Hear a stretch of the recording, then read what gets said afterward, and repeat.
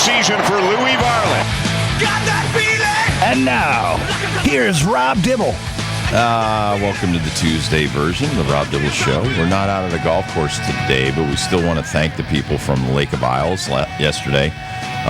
They were very generous to us and always are. Also, the Donny Marshall people, the Tolland Fund and Yukon people, and, of course, Ryan Martin and his foundation and all the other charities that were out there. Even the Miracle League, which we've done a bunch of stuff with over the years, and we do the clinic with the Yukon coaches and stuff like that up there. Thank you so much for being so kind to the Rob Dibble Show and Michael Johnson Jr. and Alex and Casey. They couldn't be more welcoming to us and how they help us get the show on the air, because it's not easy. And I don't thank you guys enough. I mean, you guys do a hell of a job. And the support crew and Nick Federico and Bob Joyce and Kurt Kaplan and stuff. It takes an army to put this show on, especially on the road. And we laugh about it. It takes a village. I mean, it does. But we laugh about it, but we get it done. We do. We got a good team. And we try to bring the best guests to you and stuff like that. So for the people that didn't hear in the first hour of the show, we're going to replay Sterling Sharpe coming up here at 3:25, because I think it's one of the best interviews I've been a part of in 30 years doing this. Look at that. I mean, that's high praise. It's must-listen radio. I mean, and listen, the dude, it made so much sense. I just hope people understand the end of the interview when he's talking about the bar you set for yourself as a human. That means more than anything, whether it's athletics, whether it's in business, whether it's in the real world of, anything you might do as someone who works. I mean, it's what my father taught me. Walt was a very simple man, and my father got into radio at 17, was one of the original teachers at the Connecticut School of Broadcasting. And worked 2-3 jobs. He also did some teaching over at Southern Connecticut, and eventually was voted into the Journalism Hall of Fame. But the thing that Walt taught me the most was be the best at whatever you do. And I loved when Sterling Sharpe talked about that. It doesn't matter if you're a wide receiver, if you're a offensive lineman, defensive lineman, a kicker. It doesn't matter if you're an assistant coach. One day you might be the head coach, might be the general manager, you might own the team. Things that Jerry Jones has done. I know Jerry annoys us, but Jerry Jones was a player and went all the way up. And it's happened a bunch of times where people have gone from, basically what they would say cliche, the mail room, all the way up to be the CEO of the company. So I think you can learn a lot by listening to Sterling, who's been through a lot and has been through a lot in life. And it all started with the way he was raised by his parents in a small town in Georgia. Yeah, it's a great tease too, Rob. So, and coming up in about 15 minutes or so, don't go anywhere. Keep the app or radio on, because it is must-listen. He gives great advice. I was blown away, just his quotes, his lines. Yeah. It's good when you're left kind of after huh, or wow. It's kind of like a little bit of a mini epiphany, right? Wow, that's actually damn good advice that he's giving. And his younger brother in Shannon, had a longer career, right? But people forget how good Sterling was when he played as a wide receiver for Green Bay, obviously most prominently. But quick shout out yesterday. We had a great time. It was an awesome show. We'll be playing some interviews throughout the week because they're timely, they're good. It's a big event. It's Yukon. It's Lake of Isles. And Danielle Marshall, I never knew his story. Fascinating interview with Danielle Marshall. Really good interview with him too, Donny. Because you never know what you're going to get. I mean, it's the first time he's been on the show. I've been here at that tournament tallest for 14 guest ever years. Had? Tallest guest? No, he's not. I mean, I think Andre Drummond was taller. You know what? That's probably right. Drummond might take the cake there, and bigger. Yeah. But New York Nick, Andre Drummond? He's a Nick now, remember? I know. Yeah. I know he's a Nick. And I don't think he's 6'10". I think he's 7 foot tall. I think John so too. Sally, every time we have Sal's on, he's 7 foot tall. I'll have to think about this because I over the years, it wouldn't be this show, But I mean, I would think like Manute Bol. Oh well, that's on the Dan Patrick Show. That's 7. What was he? 7'6"? 7'6", 7'7". Like almost as tall as you can be. Like I don't know if humans can get much bigger than that. You're gonna love this. So on the Best Damn Sports Show, we were filming at the Mohegan Sun. We came across the country to do whatever the hell we were doing, and Manute Bol comes on. His walking cane was 7 feet tall. Was as tall as John Sally. He was so skinny too. Oh my God! Yeah. Oh my God! It's hard to believe that this guy played basketball at such a high level and was so good, and and then it's got to be uncomfortable though too. I do watch. Remember when MTV used to do the cribs and stuff like that? Yes. So they do a lot of basketball players' cribs and stuff. And it really, I do love the houses where 7-footers and like Shaq build out their houses to their specifications. Like Shaquille O'Neal, goes way back, but I remember trying to sit on his motorcycle as it was being built by Titan, and I couldn't reach the controls for my feet. Yeah. And I'm 6'4", and I know he's 7'2", but his wingspan must be insane. And so his shoe size is like unfathomable. I think it's 23. 23 or 26. Yeah. 26. It's in that range. To give you a perspective, remember Mini-Me from Austin Powers? Great movies. Okay. Yeah. So there's a picture. I think it's Stuff Magazine. People can Google all this stuff, by the way. I once sat at a table and became friends with Vern Troyer, who plays Mini-Me. Okay. He was he introduced Limp Bizkit at Woodstock 99. Absolutely. Too. He's a legend. Wonderful guy. Rest in peace. Yes. So he's standing next to Shaq's shoe, and Shaq's shoe is bigger than him. So you got me mid-sip there. What? Yeah. That is... It's incredible, and so Nick? the picture's on. It's Perplexed. online. Very so look, you can look it up, Nick, if you want. But the reaction was good. It's Vern Troyer and Shaquille O'Neal's shoe standing side by side. So think about that for a second, because every time I was with, and listen, we interviewed Vern on the Dan Patrick Show. I was at a charity event out in L.A. And sitting at the table, and so he's. Yeah. I'm staring at it right now. Isn't that crazy? You really have to see it. You can picture it, but then you're like, oh my God, look at that. He's the size of a shoe. He's the size of a shoe. So he comes in a wheelchair, and he's standing up, and his head doesn't go past the back of the wheelchair. And he has a huge African-American guy that's his bodyguard or was his bodyguard and stuff like that. But it was, you shake his hand. He's got like a little baby's hand and stuff like that. So it's like from one extreme, I'm thinking Manute Bol to Mini-Me. I've seen a lot in 30 years. I was going to say, but to say that Sterling Sharpe coming up is one of the best interviews in 30 years. Yeah. And Danielle Marshall, one of the taller guests in 30 years, probably near the. Oh yeah, well, and Donnie's no slouch. I think he's 6'7". I think he is. Yeah. Scotty Burrell. I mean, here's the thing about we didn't have Scotty on yesterday, but we usually have Scotty on, and Scotty's the basketball coach at Southern, but Scotty was a hell of a baseball player too. So I'm just thinking about these guys, that we're around all the time. We kind of take for granted, when we're talking to them and stuff like that. But the reason why I say that about Sterling is that Sterling's talking about everything that got him to the NFL, that got him, to work at ESPN, that now makes him a really good golfer. These are the things that, we as humans should think about. Stop trying to be someone we're not and just be happy with who you are. The whole way home.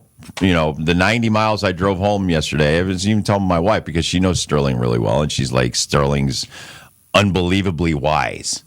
It was some very wise words from Sterling. And, because we always compare everybody to everybody. This is something that I've been saying on this show for years.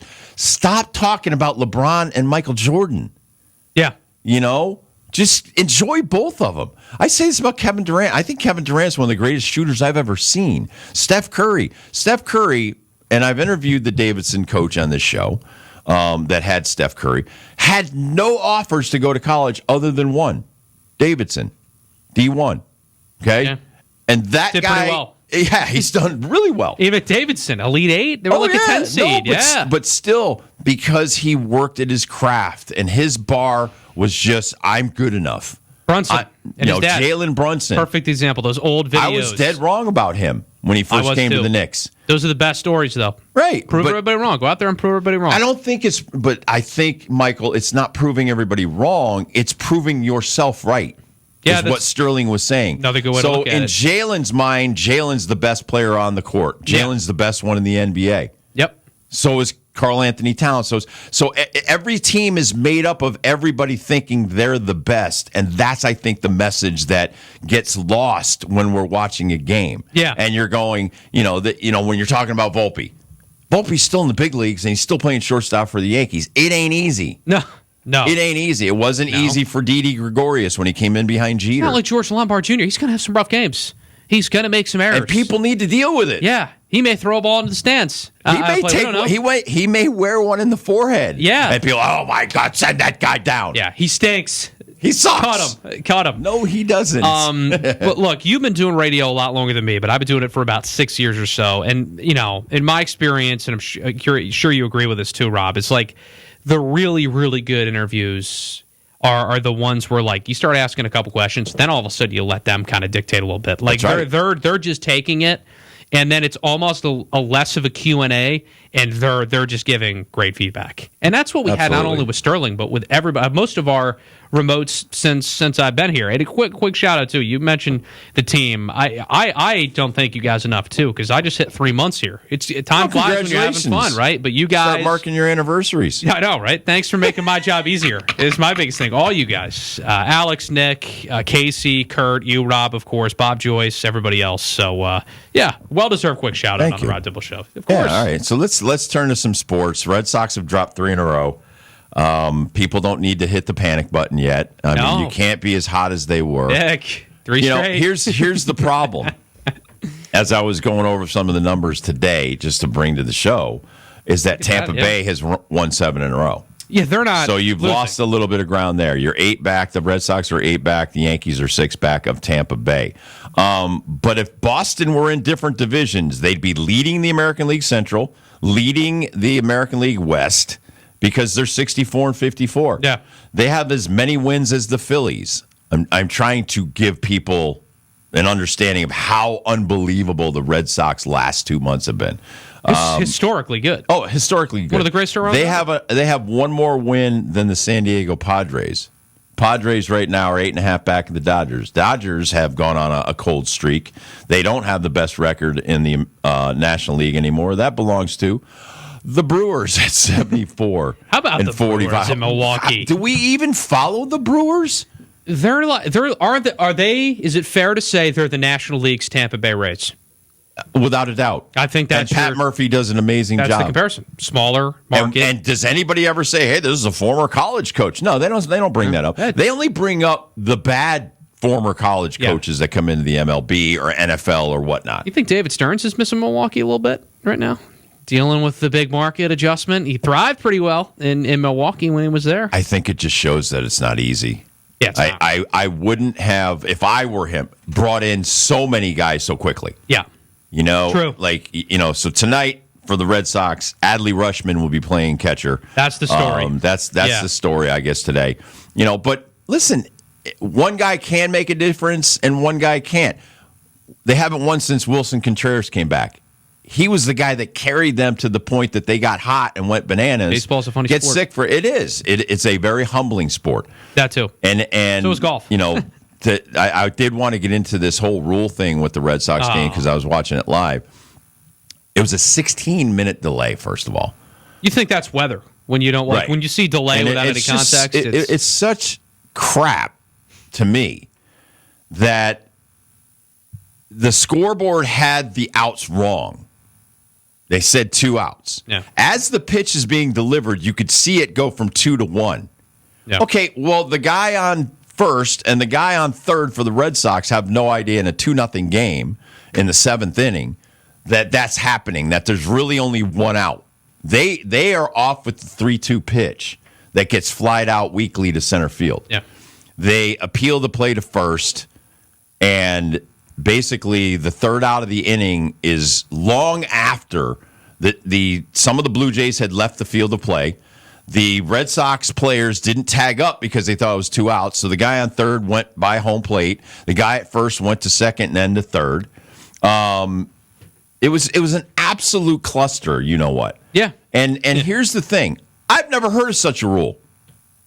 I've never heard of, if you don't appeal third, you appeal first. The play that now the guy didn't tag up. How can he be safe at home? So there's an idiotic rule that needs to be changed in Major League Baseball. They have to stop that. You can't score without tagging up on the second out. I don't care if the scoreboard had it wrong. I don't care if both teams had it wrong. The umpires got the call wrong. Yeah. The run should not have counted. The Blue Jays should have been still up 2-0. And maybe you just put the runners back and you go with 2 outs now and say, listen, the scoreboard and everybody being confused was a bad situation. It's a once-in-a-lifetime thing because I'm 62. I've never heard this happen in a baseball game before. Bizarre. It's very bizarre. But to take 16 minutes to make it right, or whatever your right is, and give the Red Sox a run, and then change sides, and now the Red Sox are on defense and are out in the field in the bottom of the 7th, my head exploded. It was like, I just get back from the golf event, and I'm like, this is where we are in Major League Baseball. We got all these bells and whistles and all this stuff. Speed up the game. Yeah, speed up the game just to have a 16-minute delay because nobody knew how many outs there were in the inning. And also, too, we just got done talking about another dumb rule where you have to engage, the pitcher's got to engage the hitter. Oh, God, yeah. It has to go both ways. So we're just adding to the list. And I also, the thing we talked about yesterday, the ABS. Yeah. And questioning calls early in the game. Yeah. The Blue Jays didn't have a challenge in the 7th inning on. Yeah. They had already burned through all of their challenges. So now it was an easy ball 4 that would have loaded the bases.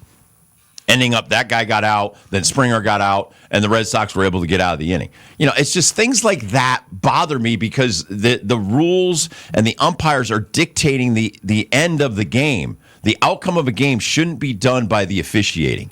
No. It should be done by the players. And so you should have been like, you know what? No, the runners go back. There's 2 outs. We effed up. Let's play. And it should have been in 5 minutes or less. Yeah. 16 is inexcusable at this point. Well, imagine the pitcher sitting there, standing there. I mean, also, too, for a guy like Sonny Gray, too, in this situation, another guy, you kind of feel bad for him, too. He doesn't get any run support, and he's been stellar, and it wasn't enough. And also, the Red Sox entered with the best road record in baseball. I know. In this. I mean, they won 15 of their last 16. But you penalized the Blue Jays, and it's not their fault. Yeah, you did. I mean, imagine they lost the game. They went from 2-0 to 2-1. Yeah. Imagine they lose the game. Yeah. We probably talked about it even more, honestly, if that result changed. Nick, thoughts on the whole debacle from last night? I know. No, don't be a Yankee fan. I'm going to be a Yankee fan. That was great. They lost. I'm going to be a Yankee fan. That's exactly what I was saying to myself. But shame on both teams for not knowing how many outs. Yeah, that was pretty pathetic. This is why I used to always yell at my fielders, scream at the outfielders. How many outs are there, guys? How many outs are there? IQ. One, do the. Come on. I mean, that's it. I know it's little leaguers are doing it, but major leaguers should be doing it. Yeah. You learn that in Pee Wee National. T-ball. Throw up the fingers when you make a play. How many outs? Let everybody know.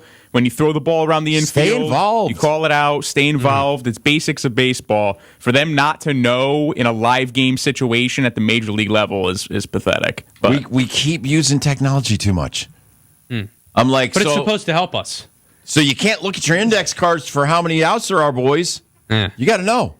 Yeah, it'd be funny if they zoom in on an outfielder that clearly doesn't know how many outs there are. You know what I mean? He's look at his card. Doesn't that be funny? They should start doing that because not everybody knows. This is the big leagues. This is the highest level. I agree. There's no excuse.